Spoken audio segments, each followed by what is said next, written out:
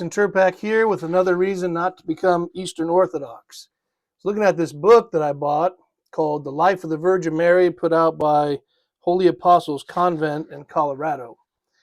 I want to share with you a couple of quotes from here, and then I'm going to share with you some stuff I found on Google AI search, and also an article written by an Eastern Orthodox priest. Not necessarily in that order.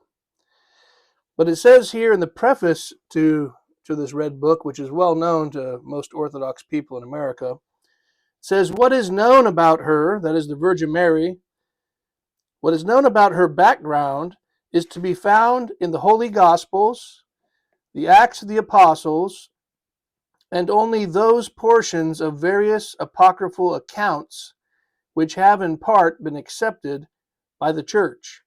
Then it goes down, a little bit down the page.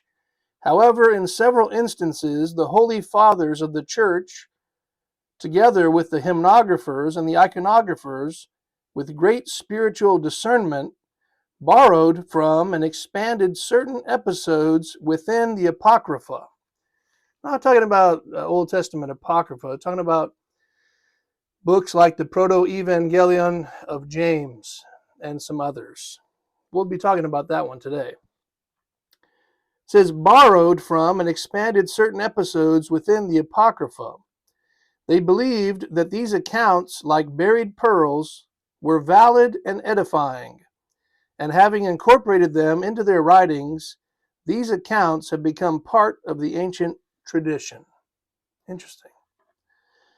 Then the last part of this little red book that I'll read to you, it says, it should be understood that all that is good and edifying in the Apocrypha has already been absorbed by the Church.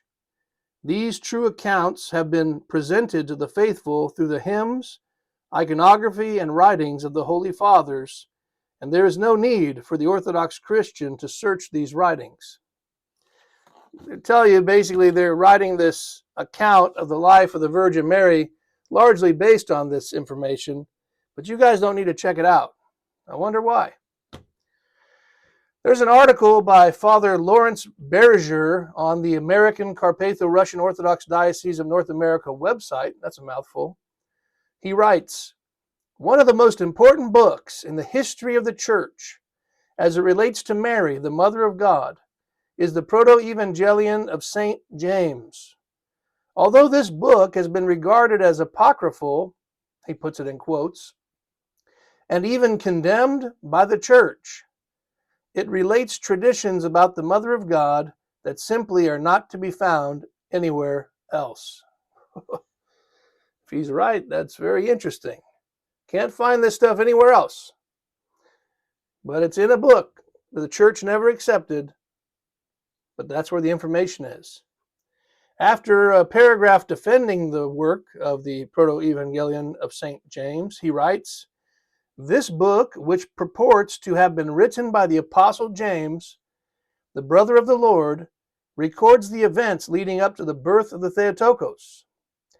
The influence of this work in the life of the Church, he writes, in regards to Mary, is difficult to overestimate. Although church councils, he continues, condemned it repeatedly on the grounds that it was not an authentic writing of the New Testament. Not an authentic writing of the New Testament, he writes. These condemnations did not discourage its reputation in the least. He continues, although most people have never seen or heard of it, this book gives us many details concerning the life of the Mother of God that have become familiar through the feast days dedicated to her memory. Now wait for it. He's going to tell us how the Eastern Orthodox Church knows the names of Mary's parents. He says, quote, in the Protoevangelium of St. James, we discover that the names of the Virgin Mary's parents were Joachim and Anna. It relates to us the events of her conception, birth, presentation in the temple, her betrothal to Joseph, and the nativity in Bethlehem. End quote. Father Lawrence goes on in the article to defend the Protoevangelium as a very likely reliable account from the early church. But if it was, how come the church never accepted it as scripture? I'll wrap up this video for the next several minutes by reading to you some of what Google AI has to say about the Protoevangelium of James. This document that the Eastern Orthodox Church gets much of its information about the life of the Virgin Mary. Stuff that you're supposed to believe because, in fact, there are feasts that are based on these things.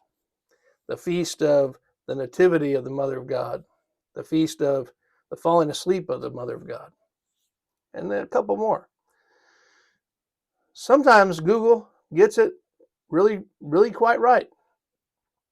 Google AI says, the Protoevangelium of James, while not part of the Orthodox canon, has had a profound and widespread influence on Eastern Orthodox traditions, particularly in artistic and liturgical expressions. And I'll skip down.